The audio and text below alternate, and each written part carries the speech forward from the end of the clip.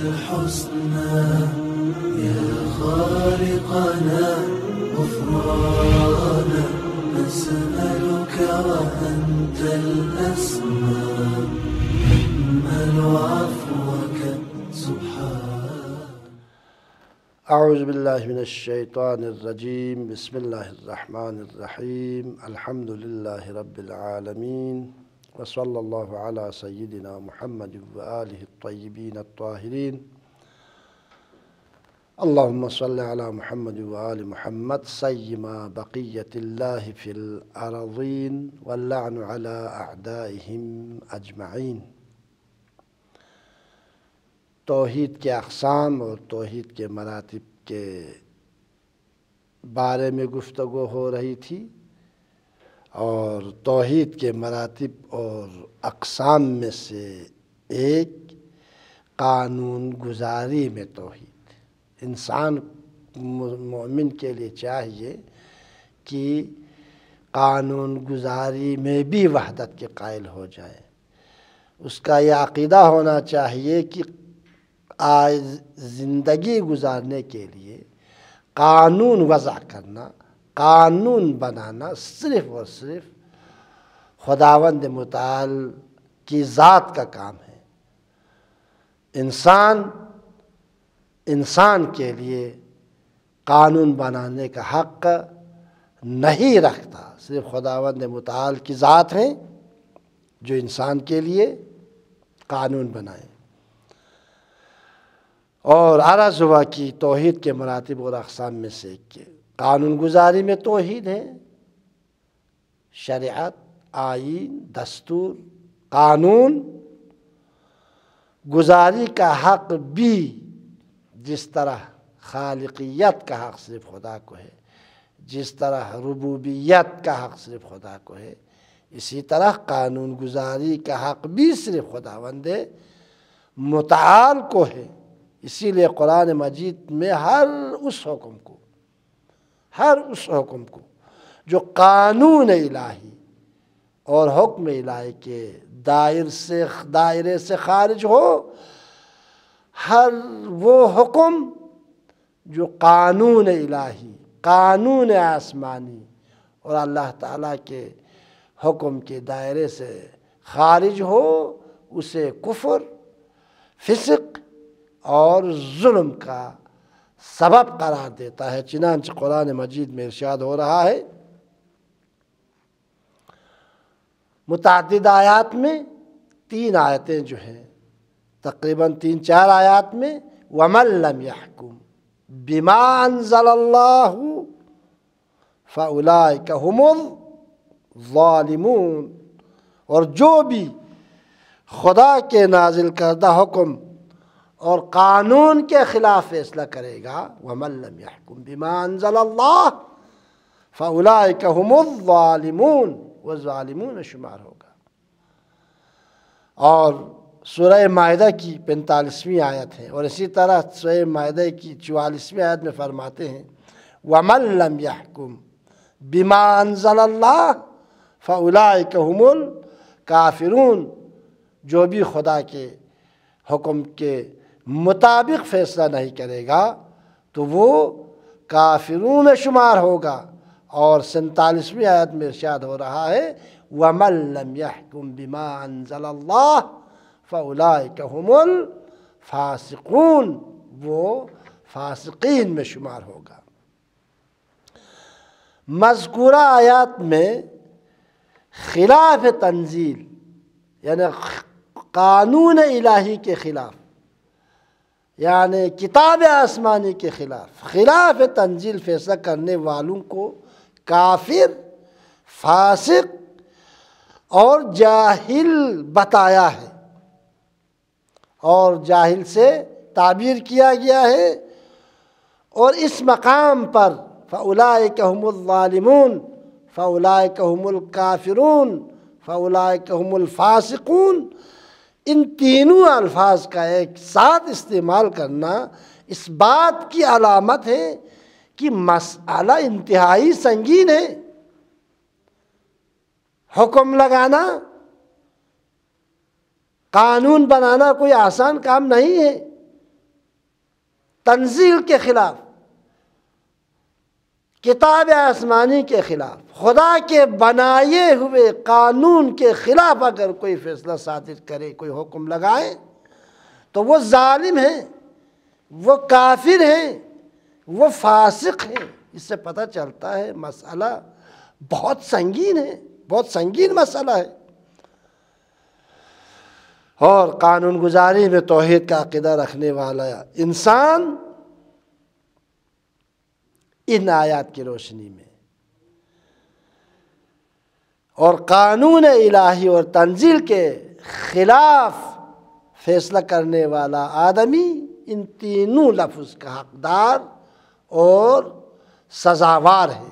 اگر کوئی تنزیل کے خلاف فیصلہ کرے، کتاب الہی کے خلاف فیصلہ کرے، سنت پیغمبر کے خلاف فیصلہ کرے، یا کتاب الہی اور قانون آسمانی کو چھوڑ کر خود سے کوئی قانون بنائے اور اس کو معاشرے میں جاری کرے، تو یہ ظالمین میں شامل ہوگا، فاسقین میں شمار ہوگا، کافرین میں سے شمار ہوگا۔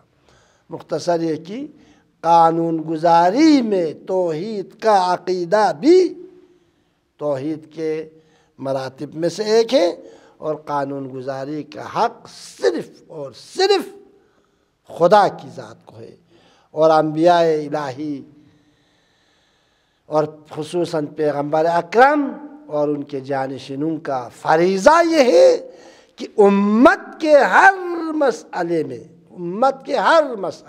چاہے انفرادی مسائل ہوں، چاہے اجتماعی مسائل ہوں، چاہے اقتصادی مسائل ہوں، چاہے سیاسی مسائل ہو، چاہے ثقافتی مسائل ہو، ہر مسئلے میں پیغمبر اور پیغمبر کے جانشینوں کا فریضہ یہ ہے کہ حکم خدا کے مطابق فیصلہ کریں اور کسی کی خواہش کا احترام نہ کریں، کسی کی خواہش کا احترام نہ کریں، بلکہ صرف اور صرف حکم خدا کے مطابق، تنزیل کے مطابق فیصلہ صادر کریں، اور صرف قانون الہی کو معاشرے میں جاری کریں، صرف اور صرف قانون الہی کے مطابق فیصلہ صادر کریں۔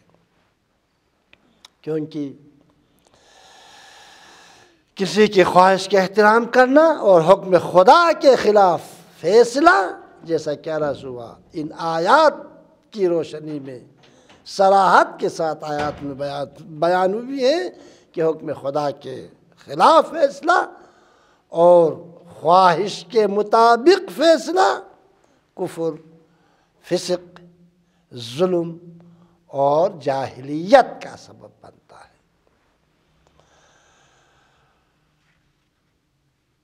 لہذا توحید کے مراتب میں سے ایک اہم مرتبہ، توحید کے اقسام میں سے ایک اہم قسم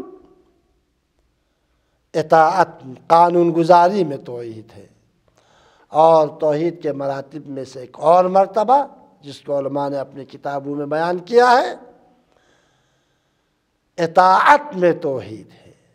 اطاعت میں توحید بھی ضروری ہے، وَإِلَّا مومن کا ایمان مکمل نہیں ہے، موحد کا عقیدہ توحید مکمل نہیں ہے۔ ان تمام مراتب پر 100% اگر عقیدہ نہ رکھتا ہو، ان پر عمل نہ کرتا ہو، تو مسلمان تو کہہ سکتے ہیں لیکن موحد نہیں کہہ سکتے۔ مسلمان ظاہری طور پر مسلمان تو بن سکتا ہے لیکن حقیقی معنی میں موحد نہیں بن سکتا، اور توحید کے مراتب میں سے ایک مرتبہ اطاعت میں توحید، اور اطاعت میں توحید سے مراد یہ ہے کہ حقیقی اور ذاتی طور پر بالاصالہ و بالذات صرف خدا کی اطاعت اور پیروی ضروری ہے، صرف خدا کی اطاعت اور پیروی واجب ہے۔ اس لیے کہ جب انسان کائنات اور کائنات کے تمام موجودات اور اپنے آپ کو خدا کا خلق کردہ اور خدا کا محتاج پائے گا، اور صرف خدا کی ذات کو لائق اطاعت، لائق بندگی، لائق حمد و ثنا اور لائق اطاعت سمجھے گا، کیونکہ وہ اسے یقین حاصل ہو گیا ہے کہ تمام موجودات کا خالق صرف ایک ہے، لہٰذا اس کی عقل یہ حکم دے گی جب کائنات کا خالق صرف ایک ہے، کائنات کا خدا صرف ایک ہے، تو صرف اسی کی اطاعت واجب ہے۔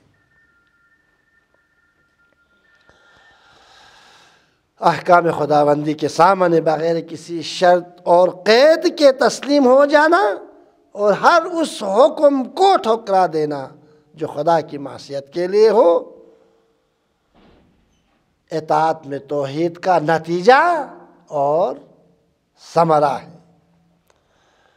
لہذا موحد توحید پر حقیقی معنوں میں یقین رکھنے والا صرف خدا کی اطاعت کرتا ہے۔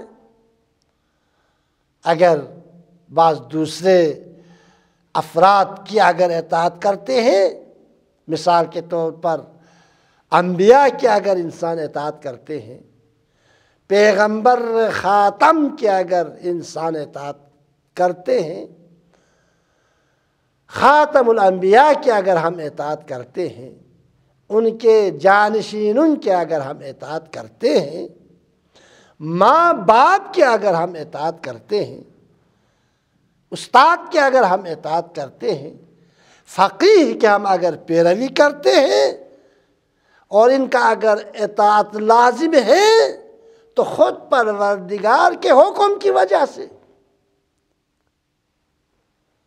اور پروردگار کے حکم اور ارادے کی وجہ سے ہم ان کے اطاعت کو واجب سمجھتے ہیں۔ خود خداوند متعال نے ان کے اطاعت کو واجب قرار دیا ہے۔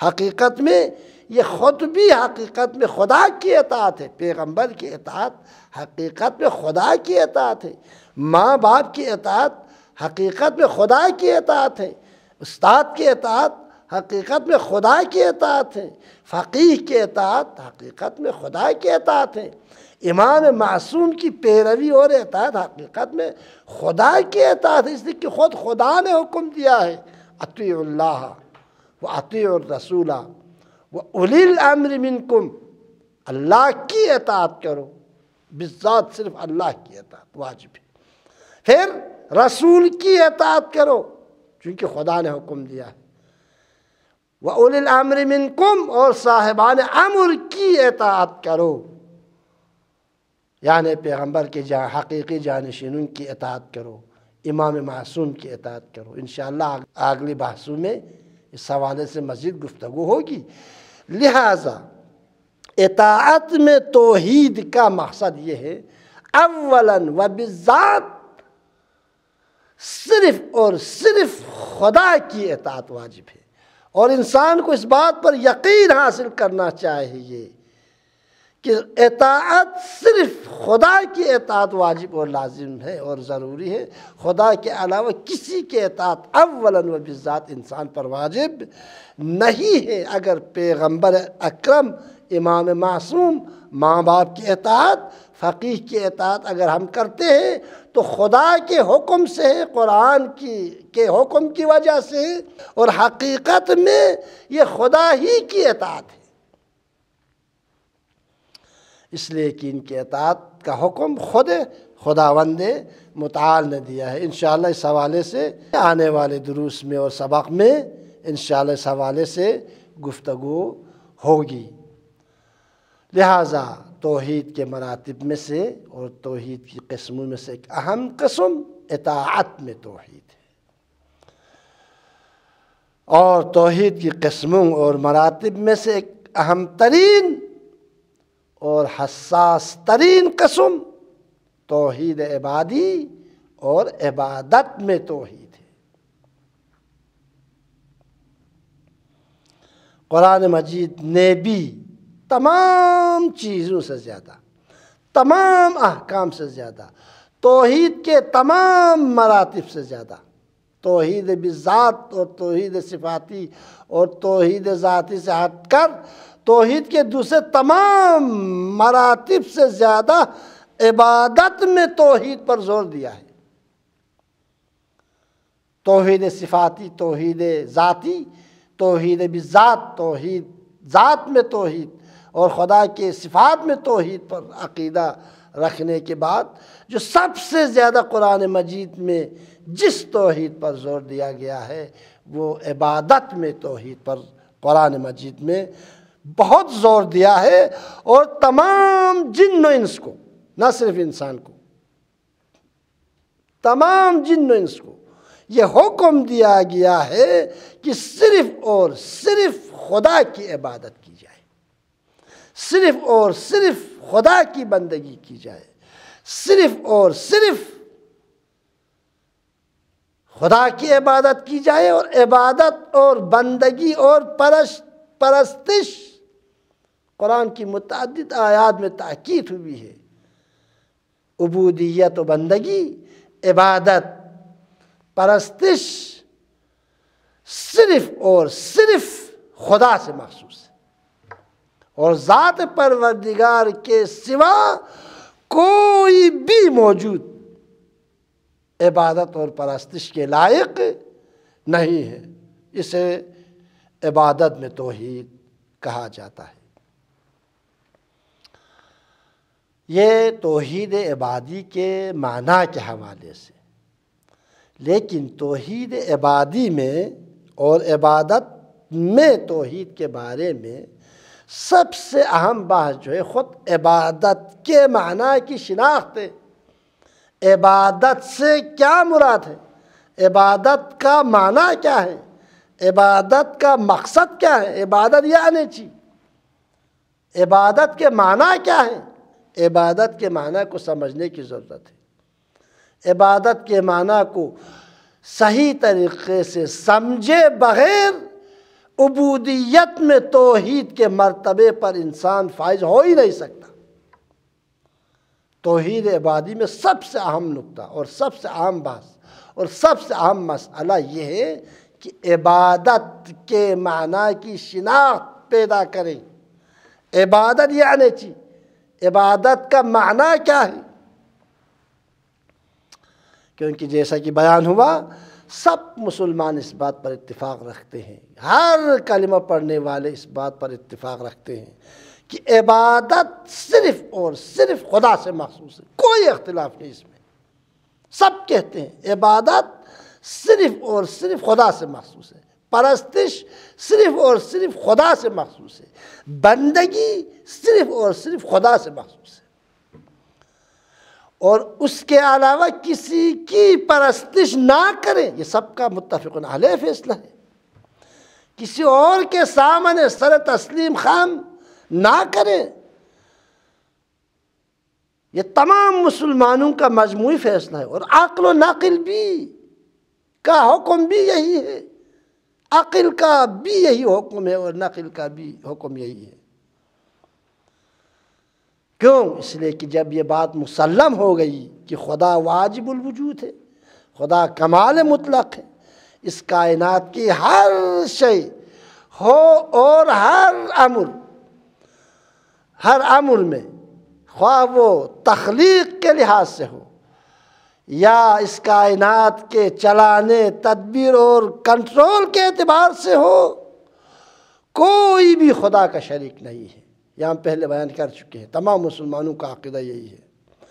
کائنات کے تمام موجودات، کائنات میں موجود تمام ذاتیں، کائنات کے تمام مخلوقات، کائنات کے تمام موجودات، چاند، سورج، ستارے، بادل، دشت و بیابان، ہوا، بارش، رعد و برق، آب و آتش، باد و خاک، آسمان و زمین، پہاڑ، دریا، سمندر، انسان، فرشتے اور جنات سبھی اس کے زیر حکم ہیں۔ ایک مسلمان کا عقیدہ ہے، اور اس ذات کے حکم کے تابع ہے سب۔ پھر خدا کے علاوہ دیگر موجودات کی پرستش کرنا معنی نہیں رکھتا۔ جب سب کچھ اس کے حکم کے ماتحت ہے تو پھر کسی اور کی عبادت کیا معنی رکھتا ہے؟ معقول نہیں ہے۔ لہذا عبادت، پرستش، عبودیت و بندگی صرف اور صرف خدا کی ذات سے مخصوص ہے۔ چنانچہ قرآن مجید کے متعدد درجنوں آیات میں ہم دن میں کئی بار تکرار کرتے ہیں بسم اللہ الرحمن الرحیم، الحمدللہ رب العالمین، الرحمن الرحیم، مالک یوم الدین، ایاک نعبد۔ یہ عبادت میں توحید کا اقرار کر رہے ہیں ہم نماز کی حالت میں۔ ایاک نعبد و ایاک نستعین، یہ اطاعت میں توحید کا ہم اقرار کر رہے ہیں۔ دن میں کتنے دفعہ ہم اقرار کرتے ہیں، لیکن واقعاً عملاً بھی ایسا ہے۔ قرآن کی درجنوں آیات میں عبادت میں توحید پر تاکید ہوئی ہے، اسی لیے واجب قرار دیا ہے دن میں کم از کم 10 دفعہ اس آیے مبارکہ کی تلاوت کرے، ایاک نعبد و ایاک نستعین، اتنی تاکید ہوئی ہے۔ اور اصلاً اس سے بھی بالاتر جن و انس کی خلقت کا مقصد اور ہدف خدا کی پرستش ہے، عبودیت و بندگی ہے۔ وَمَا خَلَقْتُ الْجِنَّ وَالْإِنسَ إِلَّا لِيَعْبُدُونَ، کتنی تاکید ہو رہی ہے قرآنی آیات میں توحید عبادی پر، عبادت میں توحید پر اتنی تاکید ہوئی ہے۔ کہتے ہیں اصلاً جن و انس کی خلقت کا مقصد اور ہدف نہائی اور ہدف غائی، غرض نہائی اور آخری مقصد خدا کی عبادت اور خدا کی اطاعت اور خدا کی بندگی اور خدا کی پرستش ہے۔ وَمَا خَلَقْتُ الْجِنَّ وَالْإِنسَ إِلَّا لِيَعْبُدُونَ، إِلَّا لِيَعْبُدُونَ، یہ توحید عبادت کی اہمیت ان آیات سے واضح ہو رہی ہے۔ اور اسی طرح تمام انبیاء اور مرسلین، 1,24,000 انبیاء آئے ہیں اور ہر نبی کے اوصیاء آئے ہیں۔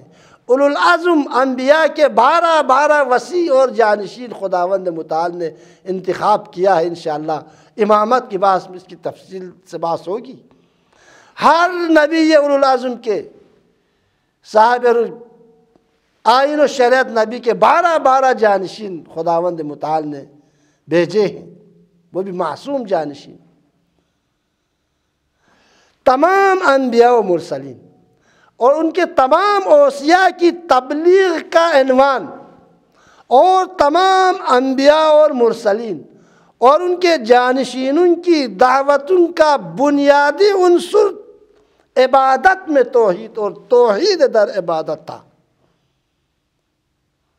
تبلیغ کا عنوان ہی عبادت میں توحید تھا، عنوان توحید در عبادت تمام انبیاء کی تبلیغ اور دعوتوں کا اصلی عنصر اور اس تبلیغ کا عنوان تھا۔ چنانچہ قرآن مجید میں اس حوالے سے بھی ارشاد فرما رہے ہیں وَلَقَدْ بَعَثْنَا فِي كُلِّ أُمَّةٍ، نہ صرف خاتم پیغمبر خاتم الانبیاء کی امت میں، نہ صرف موسیٰ کی امت میں، نہ صرف عیسیٰ کی امت میں، نہیں، آدم سے لے کر خاتم تک، وَلَقَدْ بَعَثْنَا فِي كُلِّ أُمَّةٍ رَسُولًا، یقیناً ہم نے ہر امت میں آدم سے لے کر خاتم تک ہر امت میں ایک رسول بھیجا۔ کام کیا تھا؟ ڈیوٹی کیا تھی؟ ذمہ داری کیا تھی؟ بنیادی ذمہ داری کیا تھی؟ اہم ذمہ داریوں میں سے ایک تمام انبیاء اور تمام رسولوں کی ذمہ داریوں میں سے، ڈیوٹی میں سے اہم ڈیوٹی اور اہم ذمہ داری یہ تھی ان اعبدوا اللہ واجتنبوا الطاغوت، لوگوں کو خدا کی بندگی کی طرف دعوت دے تاکہ لوگ اللہ کی عبادت کریں اور طاغوت کی بندگی سے، طاغوت کی عبادت سے پرہیز کریں۔ سب کا نعرہ یہی تھا اعبدوا اللہ، اللہ کی عبادت کرو، صرف اور صرف اللہ کی عبادت کرو، واجتنبوا الطاغوت، اور طاغوت کی عبادت سے، طاغوت کی پرستش سے، طاغوت کے سامنے سر تسلیم خم کرنے سے پرہیز کرو۔ یہ تمام انبیاء کے تبلیغ کا عنوان تھا۔ اتنی اہم ہے توحید در عبادت۔ عبودیت میں توحید بہت اہم مسئلہ ہے۔ توحید کے تمام درجات میں سے سب سے اہم درجت عبودیت اور عبادت میں توحید ہے۔ قرآن میں اسی لیے اتنی تاکید ہوئی ہے، وَلَقَدْ أَبْعَثْنَا فِي كُلِّ أُمَّةٍ رَسُولًا أَنِ اعْبُدُوا اللَّهَ وَاجْتَنِبُوا الطَّاغُوتَ۔ ہر امت میں پیغمبر بھیجے ہم نے، رسول بھیجے۔ کوئی امت حجت کے بغیر ہم نے خالی کسی امت کو نہیں رکھا، تاکہ اتمام حجت ہو جائے۔ اور ان سب کا نعرہ کیا تھا؟ ان اعبدوا اللہ وحدہ لا شریک، یکتا اللہ اور خدائے یکتا اور واحد کی پرستش کرو، خدائے واحد کی عبادت کرو، واجتنبوا الطاغوت، اور طاغوت کی عبادت اطاعت پرستش اور ان کے سامنے سر تسلیم خرم کرنے سے پرہیز کرو۔ یہ تمام انبیاء کا نعرہ تھا۔ بعثت کے اصلی مقاصد میں سے مقصد اصلی یہی تھا، بلکہ عرض ہوا کہ وَمَا خَلَقْتُ الْجِنَّ وَالْإِنسَ إِلَّا لِيَعْبُدُونِ۔ انبیاء کی بعثت کی تو بات ہی نہیں ہے، تمام جن و انس کی خلقت کا ہدف اور مقصد توحید عبادی تھا۔ اتنا اہم مسئلہ ہے۔ اور دوسری آیت میں سورہ انبیاء میں ارشاد ہو رہا ہے وَمَا أَرْسَلْنَا مِن قَبْلِكَ مِن رَسُولٍ، اے پیغمبر ہم نے آپ سے پہلے کوئی رسول نہیں بھیجا إِلَّا نُوحِي إِلَيْهِ، مگر یہ کہ اس کی طرف یہی وحی کرتے رہے، جو بھی نبی ہم نے بھیجے اس کی طرف ہم وحی کرتے رہے کہ انہ لا الہ الا انا فاعبدونی، میرے علاوہ کوئی خدا نہیں ہے۔ اس پیغام کو پہنچا دو مخلوقات تک، میرے رسول، میرے پیغمبر، میرے حبیب، انہ لا الہ الا انا، میرے اس پیغام کو پہنچا دو میرے مخلوقات تک، میرے بندوں تک، میرے علاوہ کوئی خدا نہیں ہے۔ لہٰذا جب میرے علاوہ کوئی خدا نہیں ہے تو اس کا نتیجہ کیا ہے؟ لہٰذا فَاعْبُدُونِي، تو تم لوگ صرف اور صرف میری ہی عبادت کرو۔ جب میرے علاوہ کوئی خالق نہیں ہے، کوئی رازق نہیں ہے، کوئی رب نہیں ہے، کوئی پروردگار نہیں ہے، کوئی پالنے والا نہیں ہے، کوئی چلانے والا نہیں ہے، کوئی وجود میں لانے والا نہیں ہے، کوئی خالق نہیں ہے، تو میرا حق بنتا ہے کہ تم لوگوں کو یہ حکم دے کہ صرف اور صرف میری اطاعت کرو اور میری عبادت کرو۔ عبادت میں توحید اتنا اہم مسئلہ ہے۔ اور سورہ مریم میں ارشاد ہوا وَإِنَّ اللَّهَ رَبِّي وَرَبُّكُمْ، اللہ میرا بھی پروردگار ہے، تمہارا بھی پروردگار ہے، ہم دونوں کا پروردگار ہے۔ جب ہم دونوں کا رب ہے، جب ہم دونوں کا پروردگار ہے تو کیا کرنا چاہیے؟ فرماتے ہیں فَاعْبُدُوهُ، لہٰذا صرف اور صرف اسی کی اطاعت کرو، طاغوت کی اطاعت سے دستبردار ہو جاؤ۔ فَاعْبُدُوهُ هَذَا صِرَاطٌ مُسْتَقِيم، دن میں کئی دفعہ ہاتھ بلند کر کے دعا کرتے ہیں اهْدِنَا الصِّرَاطَ الْمُسْتَقِيم صِرَاطَ الَّذِينَ أَنْعَمْتَ عَلَيْهِمْ غَيْرِ الْمَغْضُوبِ عَلَيْهِمْ وَلَا الضَّالِّينَ۔ وہ صراط مستقیم ہی ہے۔ صراط مستقیم یعنی عبودیت میں توحید، صراط مستقیم یعنی عبادت میں توحید، اسے کہتے ہیں صراط مستقیم۔ صرف خدا کی وحدانیت پر عقیدہ کافی نہیں ہے، خدا کی خالقیت کا عقیدہ کافی نہیں ہے، خدا کی الوہیت کا عقیدہ کافی نہیں ہے، خدا کی ربوبیت کا عقیدہ کافی نہیں ہے، بلکہ ان تمام عقائد کے مراتب کے ساتھ، ان تمام میں توحید کے عقیدے کے ساتھ عبادت میں توحید کا عقیدہ اگر کامل نہ ہو تو وہ موحد نہیں ہے حقیقی معنی میں۔ لہذا صرف اسی کی عبادت کرو۔ ھذا صراط مستقیم، جو دن میں کئی دفعہ اہدنا الصراط المستقیم کہہ کر جو تم دعا مانگتے ہو، اس صراط مستقیم یہی ہے، یہی سیدھا اور مستقیم راہ ہے، یہی سیدھا اور مستقیم راستہ ہے۔ خدا کی عبادت اور پرستش کا نام صراط مستقیم ہے۔ خدا کی عبادت اور پرستش میں یکتائی کا عقیدے کا نام صراط مستقیم ہے، عبادت میں توحید کا نام صراط مستقیم ہے۔ لہذا اس مسلم الثبوت اصل میں کوئی شک نہیں ہے، کوئی شک نہیں ہے کہ عبادت کا حق، پرستش کا حق، بندگی کا حق، اطاعت کا حق صرف اور صرف خدا کا ہے، کوئی شک نہیں ہے۔ واقعاً اگر کوئی لا الہ الا اللہ جو بھی زبان پہ جاری کرے، کسی کو اس بارے میں شک و شبہ کی کوئی گنجائش نہیں ہے، ضروریات دین میں سے ہے۔ عبادت کا حق صرف اور صرف خدا کا ہے، اور عبودیت و بندگی اور پرستش صرف اور صرف ذات پروردگار سے مخصوص ہے۔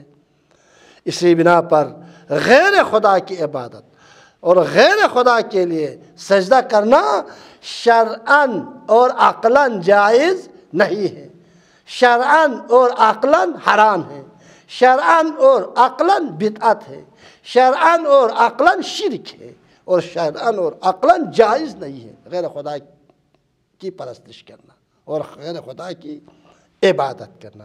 اور اس اسلامی اصل یعنی عبادت میں توحید، توحید در عبادت، اور عبادت میں توحید پر ایمان نہ رکھنے والا کی مقررہ ناراض ہوا، عبادت میں توحید کا پر ایمان نہ رکھنے والا موحد نہیں ہو سکتا۔ تعارف کی کوئی بات نہیں ہے۔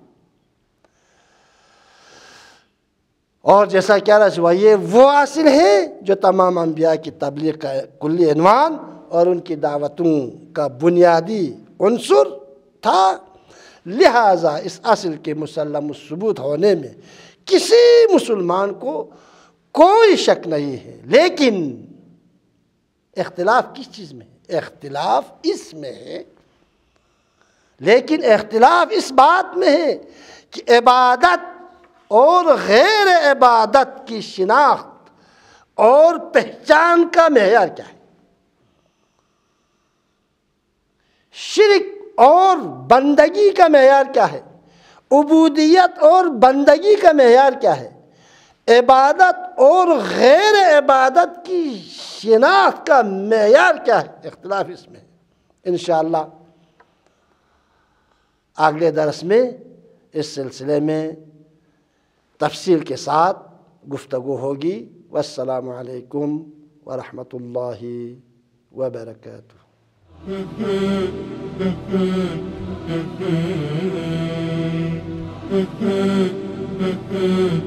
Mm-hmm.